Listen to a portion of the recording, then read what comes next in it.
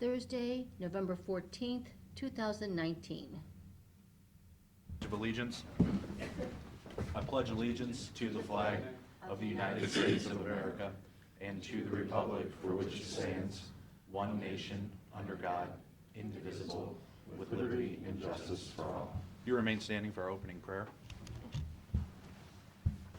Let us pray. Lord God, as we approach our national holiday of Thanksgiving, we bring prayers of thanks for all who are in authority, especially our Erie County Board of Commissioners. We thank you for our form of government given us in our beloved country. Give us the grace with our fellow citizens to value the officers as those sent by you. Instill in us that respect and honor that is due them. Lord, endow the commissioners with wisdom for their duties, with a spirit of sacrifice for the common welfare, with mercy and justice, with uprightness and kindliness. Grant that the purposes of government may prevail, safeguarding peace and prosperity, so that we may live honestly and uprightly in your sight, and have opportunity to tell of you and your kingdom.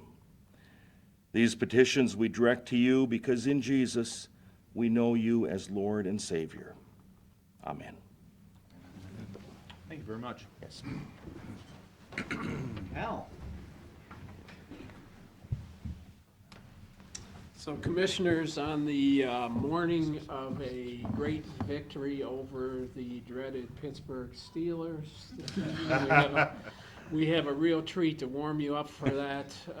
Alan Beal from Trans Systems is in to give an overview of the Route 6 corridor project, or Route 6 corridor study that we've been engaged in for some time. So I think you've all been waiting to hear what his alternatives are, and he will share those with you at this time.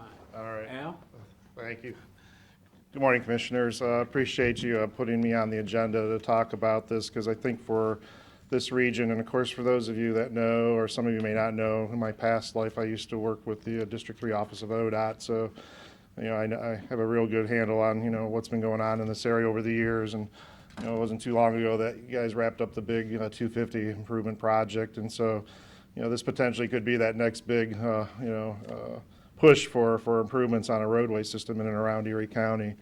It was about a year and a half, 2 years ago that we were commissioned by Erie County Planning Commission through a grant that they received to do a study of the Route 6 corridor going east of basically Butler Street over to Rye Beach Road.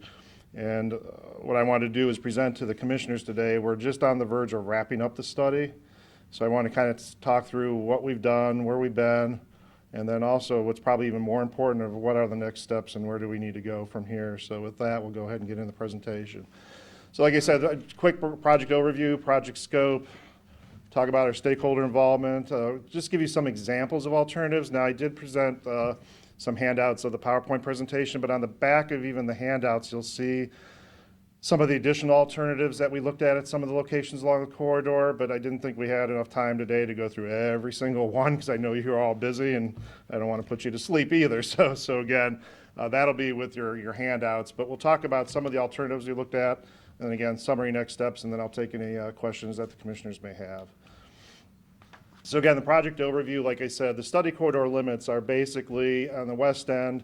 It forms kind of like a triangle where we looked at the whole area in and around Route 6, Sycamore Line, US 250, and then Butler Street. It comes to a point there by Butler Street and Route 6, then we're from there east. It was basically truly a corridor study all the way out to Rye Beach Road. But then even on the east end, because of the request of the City of Huron, the study limits were wrapped around, goes through the interchange with Route 2, and then we went just south of the interchange up to the at-grade crossing with Norfolk Southern. We took a look at the operations of that interchange as well. So the project scope, again, our scope was to basically start out by finding out what's out there. So we inventoried the corridor, we looked at roadway geometry, speed data, signals, signs, pavement markings. Things we were looking for were anything that appeared to be substandard. It could be, something that could be looked at as a potential improvement in the future. We reviewed traffic and crash data. This is typically required of ODOT, when you do studies like this, because there are federal funds in this project to do this study. So we looked at the previous 3 to 4 years of crash data to look at where were the crash hotspots. We developed what we call heat maps to identify where high crash locations were along the corridor. But then we also looked at traffic and traffic demand. We looked at what they call level of service, which is like giving a letter grade to the roadway to see not only how is it operating today, but then we projected basically 20 years out, a little over 20 years out, to say, okay, based on a certain growth rate of traffic, what's this corridor going to operate 20 plus years from now if nothing's done?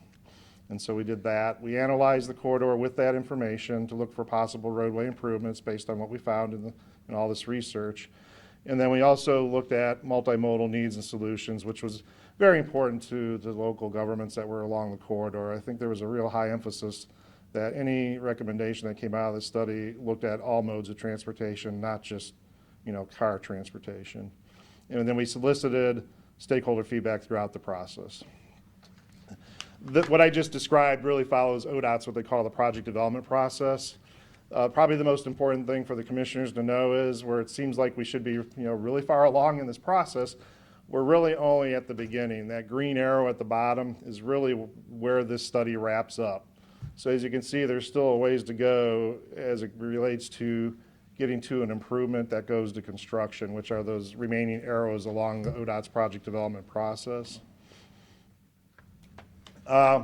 We had to identify the goals and the vision of the project. Our first stakeholder meeting, this was a pretty high emphasis on this. And so really the purpose of the project that came out of both our research on history of the project and then working with the stakeholders was to improve the transportation system efficiency, to improve multimodal options that to be available to the public, and to improve the reliability of the corridor as it relates to summer and seasonal traffic to the best of our ability. And then the project needs, what are we trying to address? Well, we're trying to address travel demand, of course, trying to address congestion, big emphasis on safety. If there are opportunities to look at safety improvements, we want to do that. And again, look at multimodal deficiencies that could be looked at for improvements as well. So the stakeholder involvement, just to let you know that this wasn't done in a vacuum. Basically, interested parties along the corridor, business residents or commuters, the stakeholder meetings as well as the public meetings that were open to the public as a whole. So anybody was invited to attend any of those meetings. I know Commissioner Old, you were at actually a couple of those meetings yourself. So again, our stakeholders as far as the public agencies go, well, Erie County Regional Planning Commission, they were the lead agency on this project. They led the charge as it relates to scoping us and directing us on how to move forward with the project. But also involved were Erie County Parks, the Erie County Engineers Office, ODOT, City of Sandusky, City of Huron, Perkins Township, Huron Township, Sandusky Transit. What I wanted to note was everything you see bolded and highlight with the little asterisk. Those were local agencies that actually helped participate in the funding of this study. And then again, we had a total of 5 meetings. 3 were stakeholder meetings and 2 were public meetings. The last public meeting, excuse me, getting over a little bit of a cold here. Last public meeting was actually held here in the Commissioner Chambers. So what did we come out of this study? After all that research we did, we really hit it on a multi-pronged approach. First thing we looked at was multimodal options, and a couple things that we identified were like for example in this slide here you can see we looked at the existing sidewalk system in and around the study area. There are missing gaps where sidewalk just ends for no reason, and so people that are walking down the street, if they're using the sidewalk, would literally have to walk into the street in those areas where there were missing gaps. So we looked at those. We looked at also a possibility of a future bike path along the corridor. Here you see it on the west end, 2 alternatives. But again, we looked at the entire corridor all the way out to Rye Beach Road. We looked at access management strategies. One of the things that studies have shown that when you have better access control off of your private businesses, that helps improve safety. A lot of the businesses, a lot of the older developments along the corridor have what I refer to as the sprawling driveways that go from lot line to lot line, where people come and go wherever they want. That actually can lead to increased crash rates and things like that. So we actually looked at access management as a strategy to help improve the safety of the corridor. specific projects that may come out of this study, and that's what has yet to be determined. We looked at signalization along the corridor, especially on the west end within the city limits of Sandusky. When we inventoried the traffic signal system, we identified that the system that's out there is yeah, I already had one. It's very out of date. It's not the most up-to-date technology-wise, so it's not responsive to current traffic demands. So we definitely identified the opportunity to improve traffic flow by just upgrading the traffic signals within the city of Sandusky. Excuse me. One of the things that we determined too coming out of that study was, and again, this is a historical perspective, traffic patterns have changed coming to and from the park. And one of the things that we talked about quite extensively at our stakeholder meetings, as well as the public meeting, is that people don't get from point A to point B the way they used to. People use navigation devices now. And so in the past where, everybody followed freeway signs that told them to get off at 250 and come up 250 to get to Cedar Point, now people are using Garmin or Waze or some other form of navigation device, which may tell them to get off at Route 4. It may tell them to get off at Route 6. It constantly updates based on congestion and will adjust their travel pattern based on what's the fastest way to get there. So a lot of the infrastructure that's out there today is from like 30 years ago. And one of the things we identified, for example, the reversible lanes that are currently out there, they're really no longer needed. Because traffic's not all predominantly coming from 250 into Cedar Point. So we recommended eliminating all that infrastructure to help improve traffic flow. This is just one example of things we looked at Perkins Avenue in Route 6, which is a roundabout, to basically do a couple things. Number one, it pulls the intersection away from that at-grade crossing, which is right there next to the intersection as it is today. But it also gives us the opportunity to improve the geometry as it relates to coming off those tracks, because right now it drops down when you come off those tracks, which is an unsafe condition. Excuse me. And it also allows for additional storage areas, so when trains do come and block the crossing, you have places to store cars until the train goes by and the gates go up and the traffic can flow freely again across Perkins Avenue. This, like I said, is one option. We looked at grade separating this location. We also looked at realigning Perkins Avenue to come in at more of a 90-degree intersection to help improve the geometrics of that intersection. This is another example of what we did at Camp Road. We looked at alternatives of a roundabout or just adding conventional turn lanes. Again, based on design year traffic, 20 some years out, what would be needed to make sure this operated efficiently at this intersection. And there was a definite need, or showed a need for additional left turn lanes and an additional right turn lane as you're heading eastbound to turn south onto Camp Road. So this came out of our study as well. Excuse me, apologize, like I said, I'm just getting over a cold. One of the things we identified from the stretch of Route 6 from Camp Road all the way to Rye Beach, there were a lot of intermediate crashes going on along the corridor.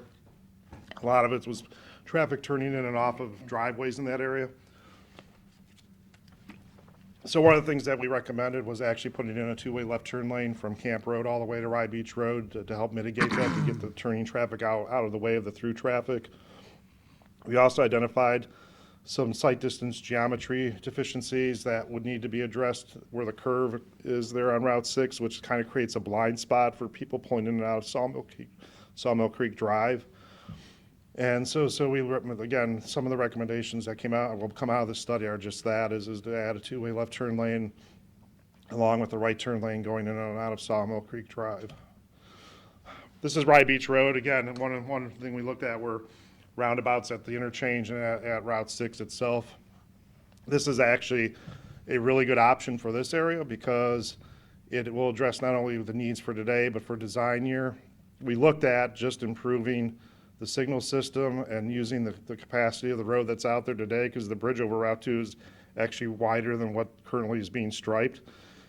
But even with improvements to the signals and everything, by the time you get to the design year of traffic that is projected to use this interchange, there'll still be backups potentially on the westbound exit ramp during peak times onto Route 2, which is not a desirable thing. So actually, in our study, we would recommend that these roundabouts be built. They're absolutely more efficient than traffic signals or signalized intersections. But again, we talked through all this throughout our study. So again, what this table shows, I know this is a very small text, but it's with your handout. This shows all the different alternatives we looked at the keys, what I would call hot spots along the corridor where there were congestion or crash issues. Each one, as you look at the table, comes with a price tag. We did construction cost estimating, we did right-of-way cost estimating, because some of these alternative solutions would require right-of-way. But then through ODOT's own internal criteria and through their software tools that they have that we used, each one identifies a safety benefit, a cost to society, as you would say, as to if we made this improvement, what would be the savings to society on crash reduction, property damage to your vehicles. I hate to say it, but fatalities. I mean, there's a dollar put to everything that we do. And so what you see on that last column is really what is the safety benefit to doing that particular type of improvement to society as it relates to crash reduction. And that'll be eventually a driving force when it comes to deciding how to fund projects and how to prioritize projects. So again, this table shows all the different alternatives we looked at in and around the corridor. And that was really just the roadway improvements, that table. If you go to the next slide, this is what we call active transportation or the multi-mode improvements. These were cost estimates and recommendations that we made as far as, again, from stakeholder and public involvement. Separate from any roadway improvements, some cost improvements and some recommendations to help enhance multimodal connectivity along the corridor. So for example, the first one, which is obviously the most expensive one, would build a multi-use path that would run along Route 6 from Sandusky all the way to the city of Huron. And the cost of that would be a little over $1 million in construction dollars. And as you notice, that's in 2024 dollars that we estimated that. But then also there'd be potentially a right-of-way cost to that as well to get some additional easements to build the path. We also looked at, again, there were lots of missing links within the city of Sandusky with their sidewalk connections, and so we recommended, completing those links in order, again, to build efficiency and connectivity with the multimodal options. So again, these are just some of the things that'll come out of the study recommendation. So the most important thing after we studied all this, we had the public meetings, we got the feedback. Where are we at in the process? Well, right now we have the draft feasibility study that's under review. That was submitted about a month ago, I would say, a little right, Steve, around a month ago. We've gotten comments back from all the local governments that have chose to respond to the draft study. We are expecting to get ODOT District 3's comments back this Friday. They're kind of the last. We're waiting on them. And so once we get their comments, we'll have everybody's comments to where we can address any questions, concerns they have about the draft, and then we'll make the necessary edits to the study. We're hoping that if on the premise we're going to get a District 3's comments by Friday, that we're going to be able to finalize and then submit the feasibility study next month in December. The next step really then is that ERPC, and this is really something Steve and I talked about when it comes to eventually talking to ODOT for looking at funding for any of these projects. More than likely, this is not going to be done as one large project. It's going to be a series of small projects with different funding sources. And so in order to really get to the next step of a dialogue with ODOT, ERPC Policy Committee will basically look at and then ultimately vote on to approve the study recommendations. That's a huge stepping stone when you sit down to talk with ODOT, because that's the first question they're going to ask is, are the locals on board? And if Steve can't answer that, then they're going to say, well, come back and see us when the locals are on board. So the next step in the process is for ERPC Policy Committee to approve the study recommendations. After that, it would be the intent that Steve and I would sit down then with District 3 staff, the folks that manage the funds, to talk about not only potential projects but project sponsors, and then the project funding opportunities, because some of these projects are probably more than likely going to have a different sponsor. Signal upgrades would probably be the city of Sandusky would sponsor that project. Improvement at Perkins would probably be an ODOT-sponsored project because it's in the township on a U.S. highway, which is ODOT's jurisdiction. So we have to talk through the different projects and who would be the sponsors and then look at the funding opportunities. Once those funding opportunities are identified, then that's when applications would be submitted to the appropriate agencies to solicit funding for that specific project. So with that, I know that was a lot, and did I get 20 minutes? Yeah, we get 20 minutes, we did pretty good. All right. Any questions you have with, I mean, like I said, I know that was a lot, and I really rifled through it, and I again apologize that I'm getting over this little bit of a cold here. But any questions that you folks have as far as specific questions about the corridor, Are or? there any priority type issues that come out of this? Just thinking that if there's a lot here, as you mentioned, and if there is a big objection to one, not the other, the third, not the fourth, not the fifth, is there anything that, is it a top priority to start with or to make sure it gets done, or? What I would say to that, I think that two things on that. One is I think part of the policy committee and with the planning commission it's that body that's going to have to sort of steer the prioritization of projects. I could offer up my opinions on projects. I think a lot of it's going to be funding driven. You know, ODOT's got a very robust safety program right now, and some of these projects will probably be eligible for some form of safety funding. And I think through a dialogue with ODOT District 3, some of that'll flush out of that discussion. I think they're all good projects. Obviously, we wouldn't recommend anything that we didn't think were good projects. I think some will happen more quickly than others, simply because of the funding side of the business and trying to identify funding. I know through our public involvement, let me maybe answer the question this way. Through our public involvement and our stakeholder involvement, probably the locations that raised the most, concern with the folks was at Perkins, because that is an awful intersection the way it's laid out today. And then I know there was a lot of discussion at the west end with traffic coming in and out of Cedar, obviously Cedar Point, and the congestion that comes with that, and how do you address all that congestion. So I would say that would probably raise up as a priority project. Again, City of Huron, I mean, they're Andy White, the city manager, he wants to see improvements along Rye Beach, and part of that, even with the roundabouts, because you won't need all the bridge that's out there with the roundabout solution, will allow for multimodal connectivity from the main city area across the bridge. He hopes to see some sort of multimodal connectivity between the Firelands branch of Bowling Green and the City of Huron. That roundabout option would allow for that to happen at a much less cost than if they had to widen the bridge over Route 2. And so again, that's why Steve's got the heavy lifting now. He's going to have to get all that consensus from the policy committee to figure out, well, what should be the priorities for the region. Yeah, the other one was Sawmill. We had quite a big petition of people that signed that they wanted to see something done because they didn't think it was safe out around Sawmill. So that may be another location. Of course, there was some discussion in the city about Butler Street. What do you do with that? Do you close it? Do you leave it open?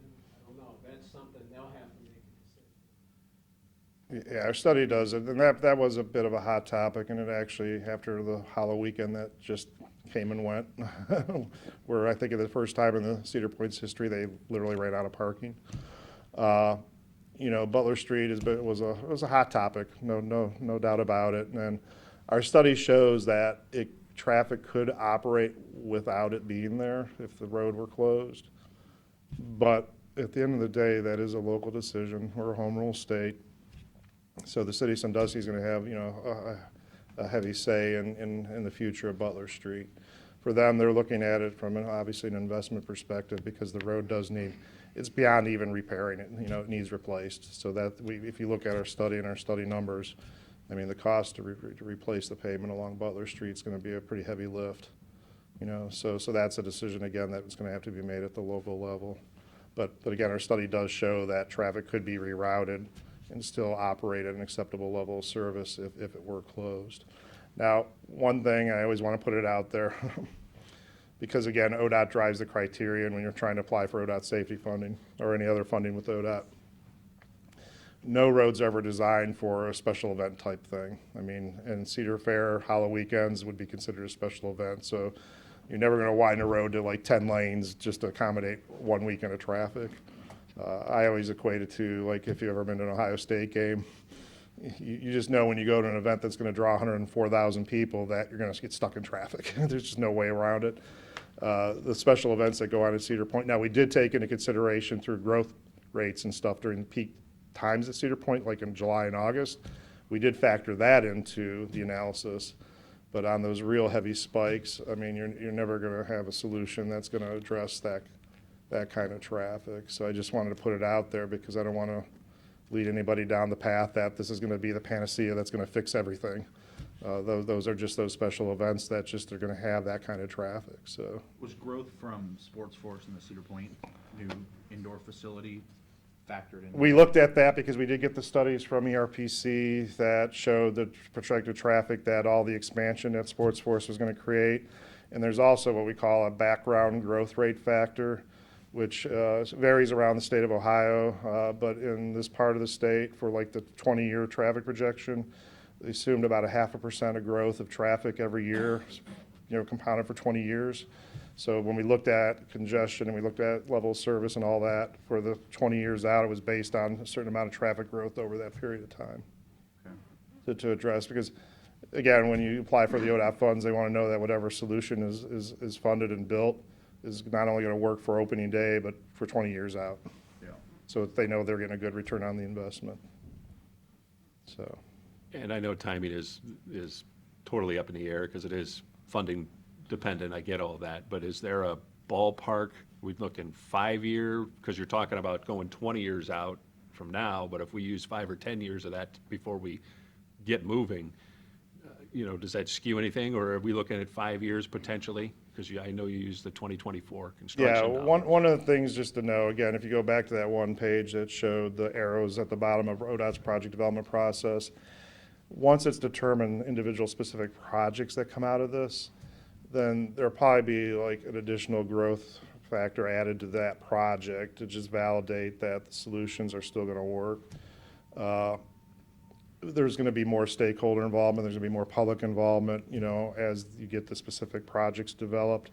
So, as commissioners, obviously it's important for you to know that this study is not the last opportunity for the public to be engaged in a process. As individual projects spin out of this study, then that public involvement will still continue, and those decisions and those questions will still be addressed. There'll be a deeper dive in a lot of the analysis. I mean, for this study, it was more of that 50,000 foot level. As you get into the specific projects, there'll be more validation of a heavier look at environmental impacts. I mean, we looked at it again at a high level. Obviously, you've got wetlands out there, you've got parks out there, you've got some what we call Section 6F parkland, out there that you do everything you can to avoid touching that, which we did in all of our analysis. But again, that'll be continued. So again, to answer your question, I think like a signal type project, again, contingent upon getting funding, those can typically happen quicker. A road widening, road relocation project, yeah, you could easily be 4 to 5 years out. And it, yeah. With the, as an example, I know the 250 project, the study concluded in 2005, and I think to do all of the improvements, it concluded, 2015 or 2016? Mhm. Some intersections improvements were done sooner, just as the funding allowed. So yeah, it was 11 years. Yeah, if they approve the project tomorrow, you got at least 3 years of planning and preparation before you can get a shovel in the ground. So you're looking at a 5-year window for each particular project, unless they decided to do them all. Yeah, I doubt that's going to happen. And the other thing too, even the multimodal path, I mean, that probably would be a standalone project, and there's still discussions out there about whether it should go along Route 6 or should it go along the lakefront. And so that's, again, further study, further public involvement. We showed that this is an option and it could work, but that hasn't necessarily been drawn to a consensus yet that Erie County feels that that's, the residents and the public of Erie County feel that that's the best option. So again, that might take a little bit longer just because there's still that process going on. So. Well, thank you. Is there any public comment or questions on this part of the agenda? If not, all All right. Thank you for coming out and for your work Okay, on this. again, I appreciate you taking the time. Look forward to hopefully working with you on some future work with this. Yeah, absolutely. All right. Thank you very We'll much. bring Al back if we ever get to the point where we're discussing moving that road to Columbus. There we go. Here we go. Yes. All right. Where's my- Thank you. Oh, it's down below, that's right. Pete? Okay, got a few things for you. Looked at the latest lodging tax numbers through November's collections. It's up just a little under 2% from a year ago, 1.75%. That was, this is a pretty big collection month, so. On Tuesday, we met with the representative from U.S. Department of Health and Human Services. Again, we acquired some property from NASA. Essentially, the Sheldon's Marsh, that raw water pumping station, went out and took a look at that.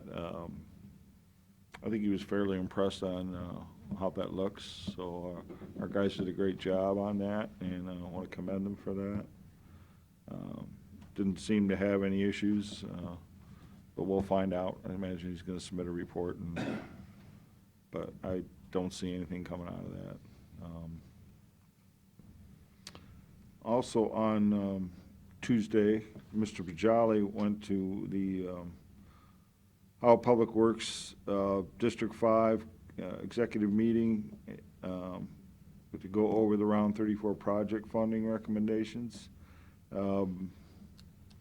We are likely to get funding on 4 projects: City of Sandusky Camp Street resurfacing, Perkins Township Marshall Ave resurfacing, City of Vermillion Maple View Drive reconstruction, and City of Vermillion Liberty Ave 12-inch water main replacement. So those 4 projects. There's also another round of funding for what's called the small government monies, which are again, small governments, populations under 5,000. We've got 3 projects there that are going to be looked at. Hopefully, we get funding for 1, 2, maybe 3 more. We'll see. That doesn't happen for another few more weeks. So we'll maybe find out about that. Those were Margaretta Township, Village of Castalia, and Kelly's Island.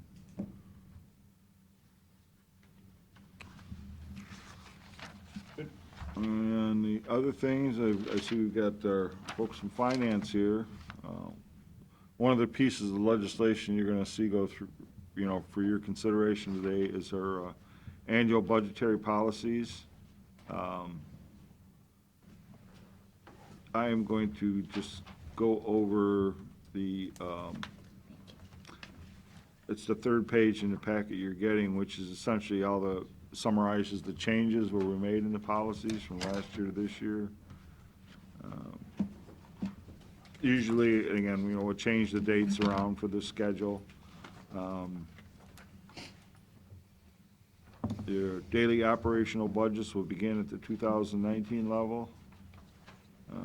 There's a 1% increase in the pay scales from last year. Again, these are just recommended pay scales under the Commissioner's compensation program. Again, not all of the officials follow it. So change the date for the starting payroll for the first one for the year. We're recommending a pay increase of 2% from last year's base wage rate, with a minimum of 50 cents per hour for employees who make less than $15 an hour, and also a $500 one-time bonus. That'll go out in late November, early December. Anybody that, 2020, huh? of 2020. Yeah, 2020. Pay increases given out past May 1st of 2020 will not be recognized in the next year's budget, 2021. That's not a change from last year, though. No, it's really not. That's a change from. It's just a date, Oh. that's all. And a year. There are new Fair Labor Standards Act wage limits that are effective first of the year. we didn't detail them, but we just said, hey, if you've got questions, contact our HR department. Just added some language, how to estimate 2021 workers' compensation premium that is due in 2020.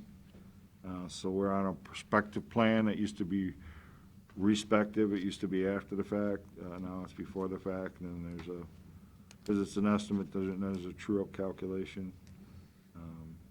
Essentially what that is that we look at all the departments and how much they actually have claims. Some have quite a bit, some don't. Kind of depends on, how many people are working out in the field and what kind of conditions they work under. For the health insurance, again, we just put an update of the status of the plan. There's the schedule that's in there for all the premiums for, the county and employee. Spousal inclusion remains the same.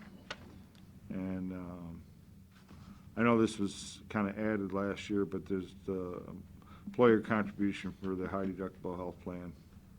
And then there was a comment about if there are employee changes during the year, who they need to report to and to do that timely.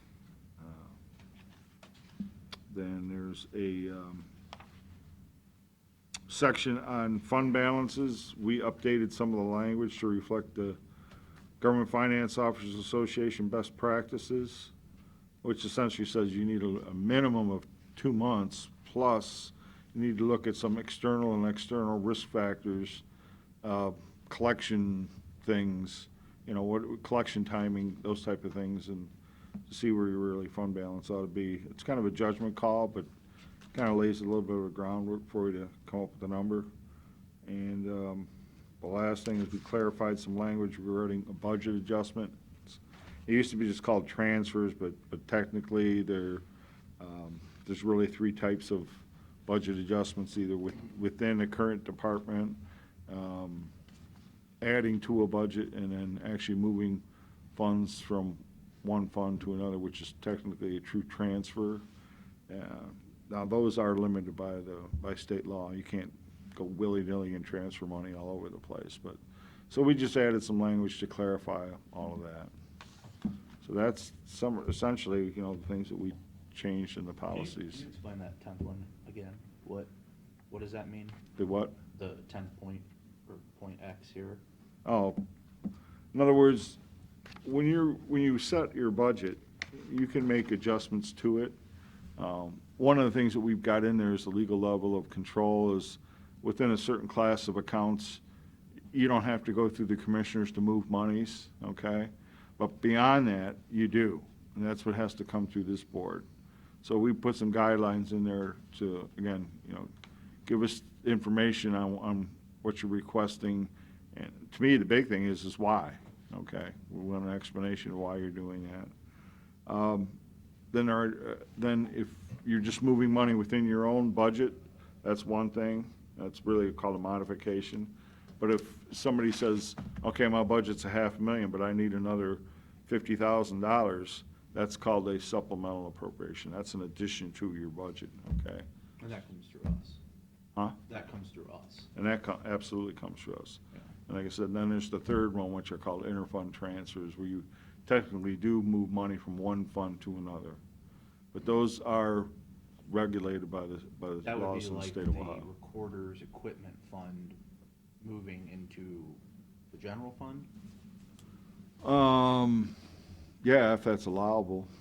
I think that, in that case, it probably is, because technically that's where that fund came from, was from the general fund. But if you're going from, let's just say from the motor vehicle and gas tax to the general fund, that's not allowable. Yeah, we can't rob We that. can't do that, So what was a change? Just to Because, like, clarify the language and rename, So you're just putting those specific Yeah, words in, rather right, than just doing a exactly. transfer like. instead of just transfers, we just laid it out to what it really is. And But if they want to move money between supplies and something else under their. Yeah, say other materials, yeah, they can They do can it. still do that Right. internally without us. Right, if it's, from services We're to, not to increasing leases, they can do that. No, we're not changing that. Sounds good. Have fun. Go get him. Okay? We're voting on this today? Yeah, there's a resolution up there to pass that for you gentlemen to put your Johnny Hancocks on it. All right, Pete, anything else? No, that's all I got. Public comment? Not with your resolutions? Motion to cancel the following meetings: Thursday, December 5th, Mondays, December 9th and 16th, Thursday, December 26th, and Monday, December 30th. Second. Mr. Schaffner? Yes. Mr. Old? Yes. Move for adoption of the minutes of the October 24th and 28th commission meetings. Second. Mr. Schaffner? Yes. Mr. Old? Yes.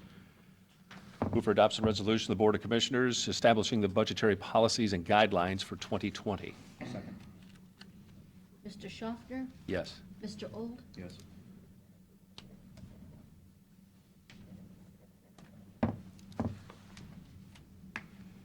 Move for adoption of resolution of the Board of Commissioners authorizing the county auditor to make budget modifications and supplemental appropriations. Second. Mr. Schaffner? Yes. Mr. Old? Yes. Move for adoption of resolution of the Board of Commissioners authorizing the county auditor to make payment to the Erie County Treasurer. Second. Mr. Schaffner? Yes. Mr. Old? Yes.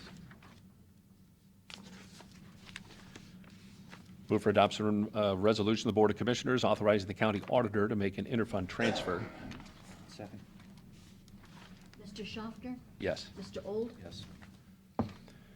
Move for adoption of the Board of Commissioners authorizing the county auditor to make payments to Mrs. Ann Massey.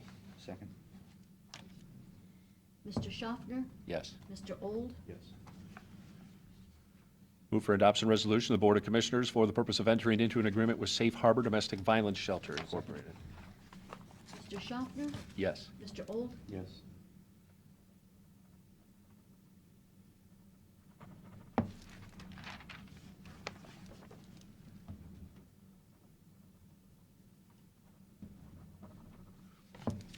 This one has to go back to Gary. Move for adoption resolution, Board of Commissioners adopting holiday schedule for employees at the Commissioners' Departments for the year 2020. Second. Mr. Schaffner? Yes. Mr. Old? Move for adoption resolution, the Board of Commissioners for executing payment of then and now certification. Second. Mr. Schaffner? Yes. Mr. Old? Yes.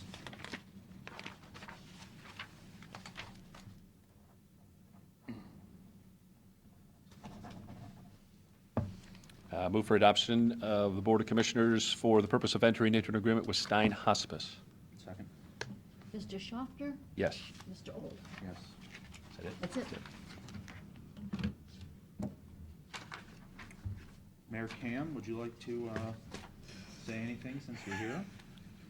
No, thank you, Commissioner. Okay. See what's going on. Just came to be an involved citizen. We appreciate that. We like citizen involvement. If there's no further business, I'll take a motion to adjourn. So moved? Second. Mr. Schaffner? Yes. Mr. Old? Yes. Good time. Right?